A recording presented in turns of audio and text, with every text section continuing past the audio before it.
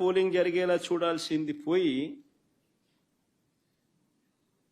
ఏ రకంగా తెలుగుదేశం పార్టీకి వీళ్ళే పచ్చ చొక్కాలు వేసుకొని పనిచేశారు అని చెప్పడానికి సాక్షాత్తు ఇక్కడ డిఐజీ అదే పనిగా పులివెందులకు వచ్చి కూర్చున్నాడు ఆయన. నేను రాత్రి నుంచే దౌర్జన్య కాండ స్టార్టు దగ్గరుండి ఆయన సమక్షంలోనే జరిగించినాడు. ఎవడి డిఐజీ అంటే కోయా ప్రవీణ్. ఎవడి కోయా ప్రవీణ్ అంటే టీడీపీ మాజీ ఎంపీ గరికపాటి రామ్మోహన్ రావు గారి సమీప బంధువు, వరుసకు అల్లడవుతాడు. తెలుగుదేశం పార్టీకి సంబంధించిన వాళ్ళ రాజ్యసభ వాళ్ళ ఎంపీ గరికపాటి రామ్మోహన్ రావు గారి సమీప బంధువు వరుసకు అల్లుడవుతాడు. ఆయన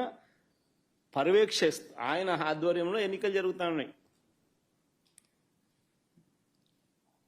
పచ్చ చొక్కా వేసుకున్న డిఐజీ